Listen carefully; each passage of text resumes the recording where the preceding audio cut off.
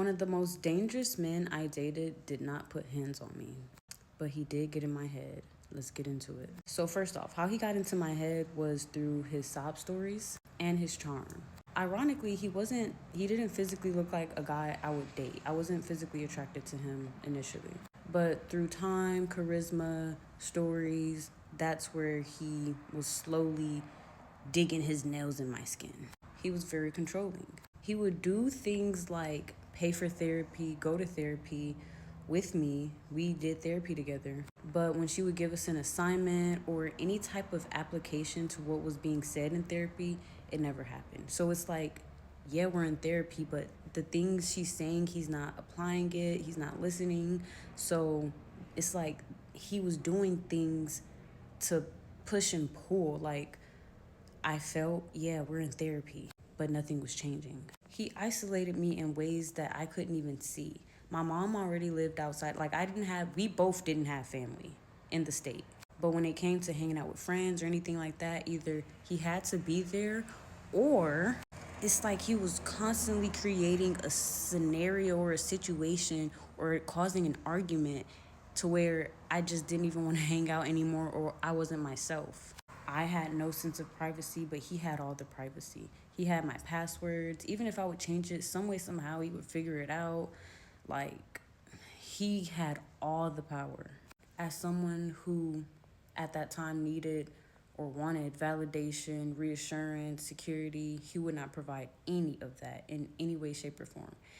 Again, it was like pulling a rug. He would do small stuff like give me gifts, pay for school, pay for my books, but when it came to that real connection, real affection, he wouldn't give it. It's like he was withholding.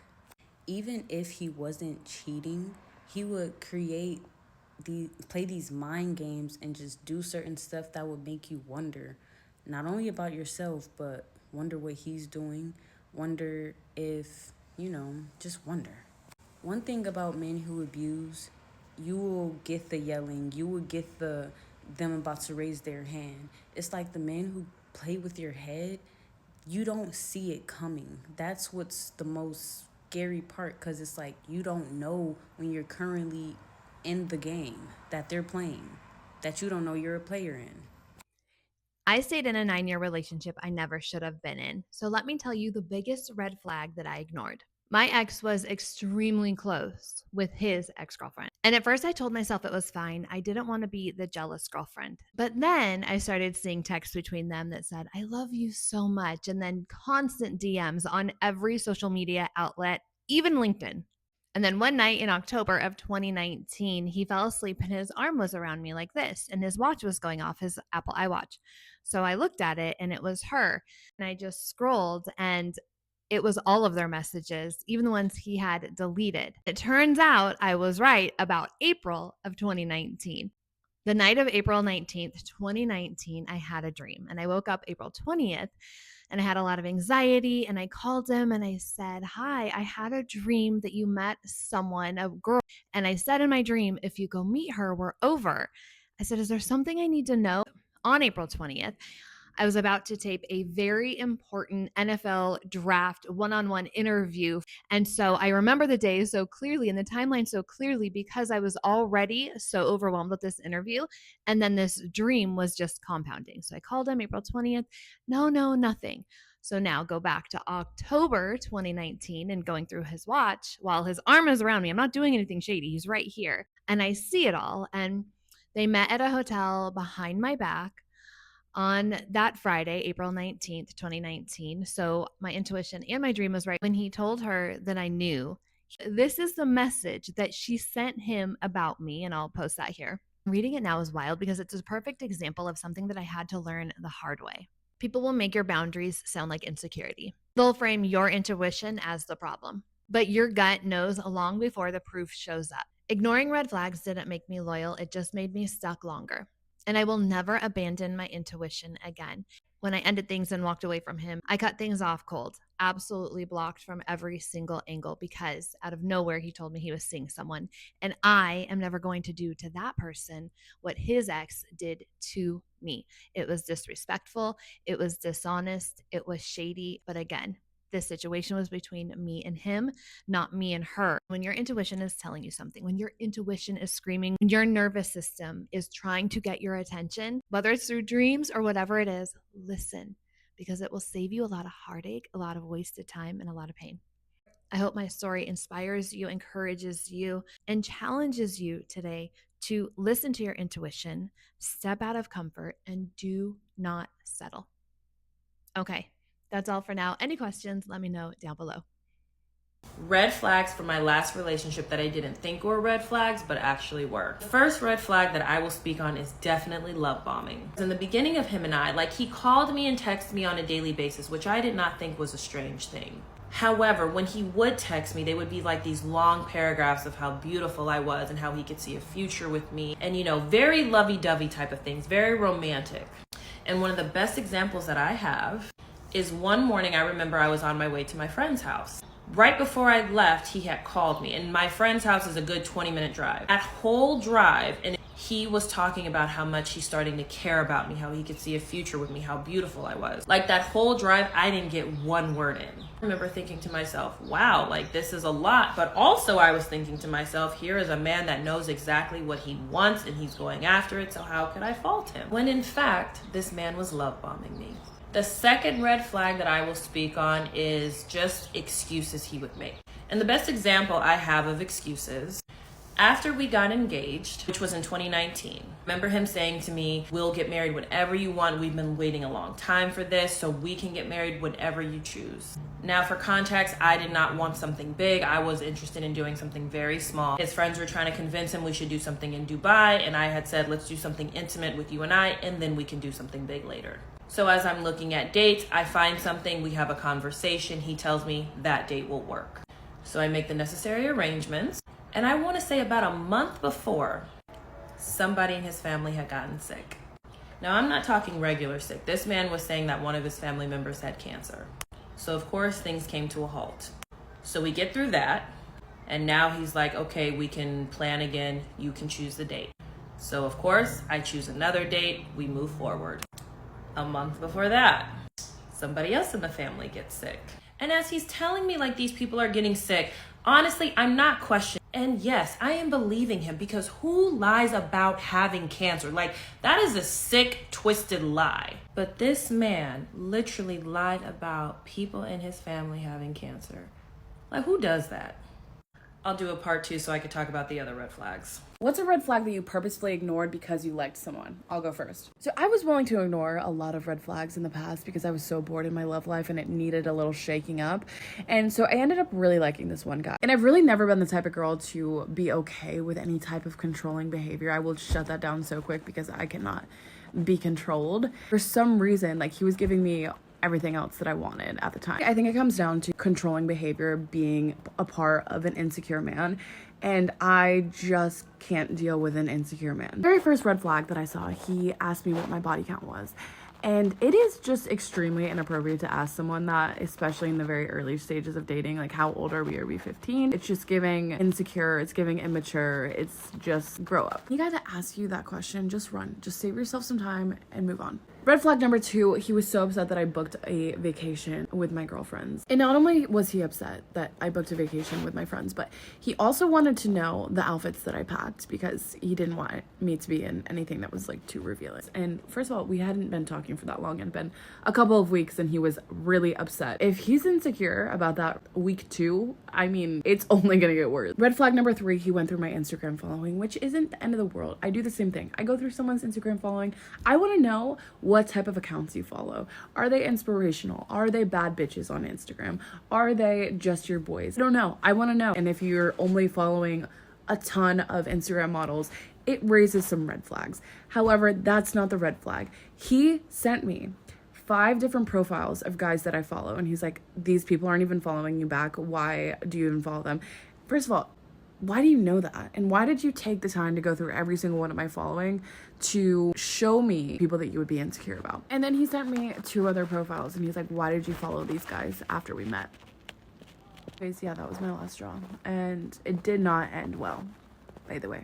Part 2 of the red flags I ignored. I was literally living with this person. Another red flag was we dated on and off for close to 3.5 years, and he has not once bought me anything remotely expensive, not even a piece of jewelry. So I had suggested to him, like, maybe you should get me a promise ring, not an engagement ring. Like, I don't know, it could be a few $100s. Something that's romantic that shows you are actually investing in me. I had to remind him almost like on a monthly basis if he could like or comment on my Instagram. I make a good portion of my living. He does social media too, so he for sure understands how that works. When he would go home for the holidays, like a lot of the times forget to text me good morning, even though he was 3 hours ahead. Sometimes he wouldn't even text me good night. And I'm like, okay, you're busy with family. Like, I'm your girlfriend, so I'm not as important as family. So whenever he would follow girls for work, I wouldn't think anything of it. I like fully trusted him. Fast forward to him being like, okay, we're breaking up and I'm moving out. The same girl that he met while we were in a relationship together was the girl that he took out on a double date like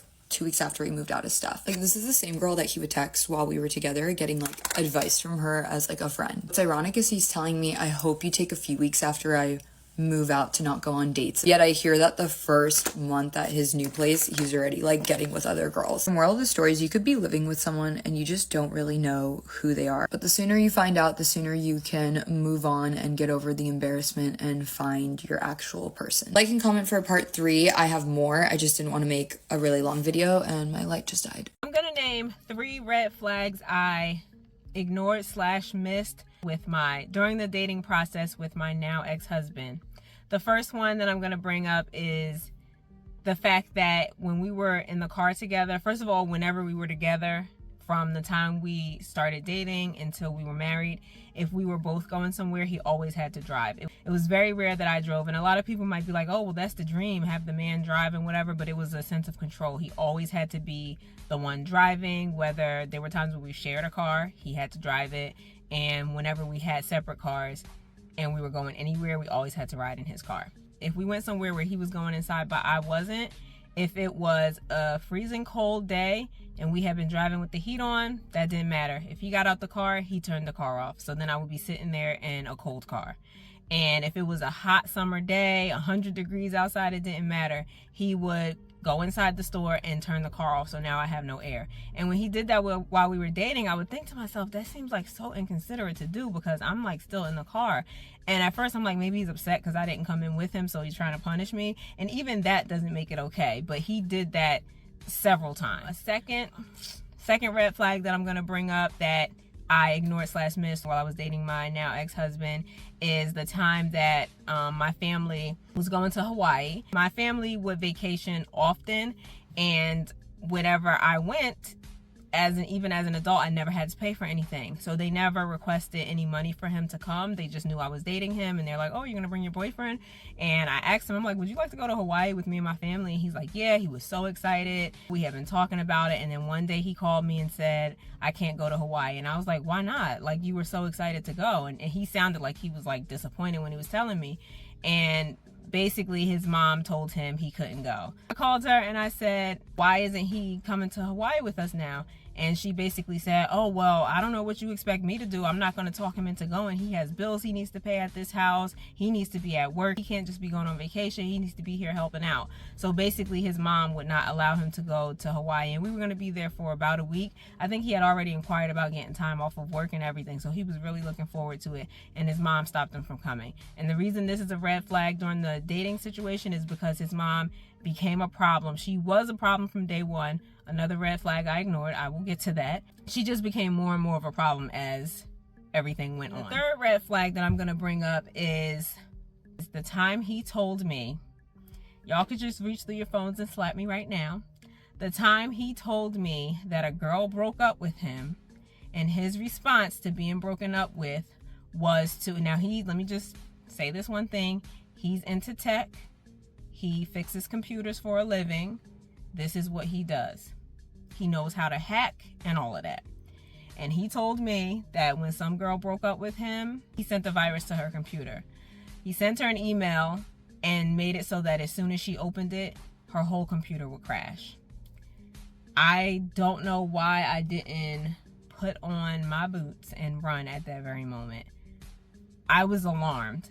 I was definitely alarmed when he told me that, and I just was like, I cannot believe he did something like that. That's horrible. Why would you do that to someone because they broke up with you? That was a red flag that I ignored. And given what my divorce process was like, given the person he showed me he was after I told him I didn't want to be with him anymore, I really wish that that was a red flag that I had paid attention to, listened to, and made that the reason that I walked away. But I didn't. I stayed. So those are the 3 red flags.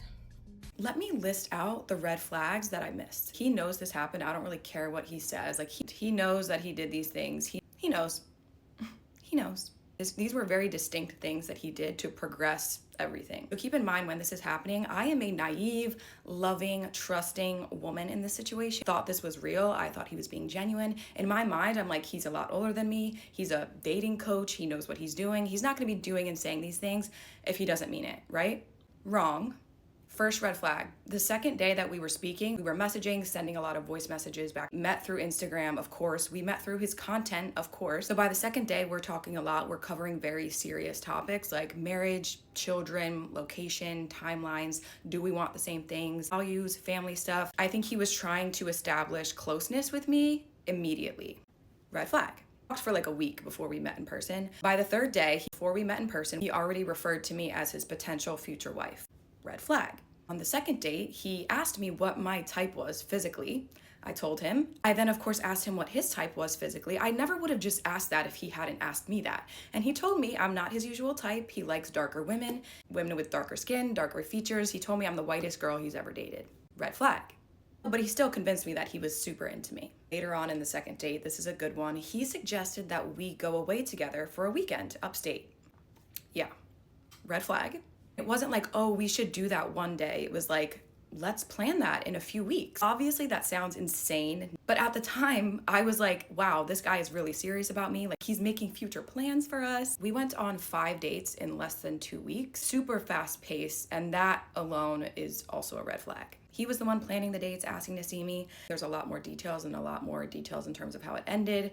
It's way too much. It's way too long to tell in a TikTok video. It's actually Nico's content, some of his videos, that helps me recognize all of these red flags. I didn't know who Nico was. I started seeing his videos and I was like, oh my God, like this is exactly what he did. This is exactly what happened. I was always gonna share this story. I just didn't know how. But Nico happened to reach out to me about being a guest on his new talk show. I was like, you know what? I have a great story to tell you. I would love to get your thoughts on this. Nico has been nothing but super nice and very professional. So yeah, I'll post it when it's out. You guys want to hear the many red flags I just blatantly ignored in my previous relationship that was super bad? First one, right off the bat, never a good sign when he's like, just letting you know, all my exes, crazy. Every single one of them, batshit insane. The crazy ones just like me. Yeah, never a good sign, because there's one common denominator there.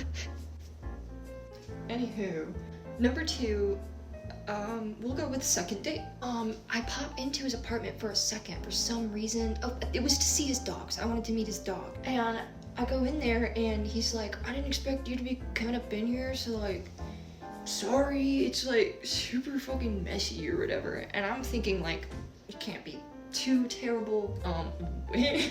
When I opened those doors, it smelled like dog shit, duty, butt cheeks, booty ass. It was really bad. It looked like Hurricane Katrina, Hurricane Tortilla. Food, it was garbage, it was upside down, it was condom wrappers. Number 3, condom wrappers in the couch cushions. Condom wrappers in the couch cushions. And then, you know, for some reason, whatever reason, I overlooked that. We're officially dating at this point. I'm gonna go to number 4 here. One day I decided while he was at work, because I would stay over for like a week or so at a time before we moved in together. And one day I decided I was gonna surprise him when he came home from work, because he went into the office that day. I was gonna clean his apartment. And I did the dishes. Those dishes did not move. They only grew since I started dating him. Worm-like creatures of unspecified origin in the bottom of the sink. Goo. goo that I believe at one point was some kind of food. Stinky, awful, gross, gagged. And that's not even to mention the roaches. Next, okay, so he had a number 5. He had a room in his house that I wasn't allowed to go in, and if I like even cracked the door, he'd be like, "Hey, don't go in there." On this day that I'm cleaning his apartment and he's not there, I'm like, I gotta know what's in that room. I gotta know what's in that room. So I go in there, and guess what, girlies? That's his dog's pee-pee shit room. Carpeted room. With its own bathroom and everything. It's like an actual like whole half of the apartment I wasn't allowed to go into, and that's because his dogs would piss and shit on the floor in there. And he also shat in there, not on the floor. He wasn't a complete gorilla of a man. Cause like I tiptoed my way in there, like avoiding the fucking landmines on the ground. And I looked in the bathroom and that toilet was an ungodly color of yellow. And it looked like shit Picasso, like poop Picasso up in there. Like just, you know how on some culinary dishes they like will do that little streak around the food with some kind of sauce? That was the whole bowl. It was really... Okay, number 6. I also discovered on that same day upwards of like 30 full handles of tequila. Well, they weren't full, they were completely empty, but it was like whole handles of tequila. And he was like, I like to keep them, because it's like, I did that.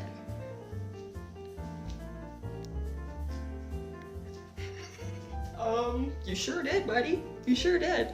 Okay, moving on. Number 7. Number 7.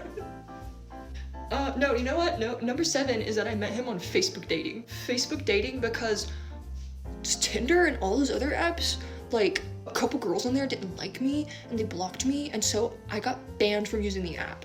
Me, stupid. Second relationship in my life. And so I was like, oh my god, he's definitely telling the truth. This poor boy's obviously been through so much to be living this way and to be allowing this to happen to him and to be an alcoholic and all this shit. So I was like, yeah, your girlfriends are crazy. And really evil girls in the world did make you get banned from every single dating app except for Facebook dating, which I got on as a joke, and then I saw a hot guy, which was him, unfortunately.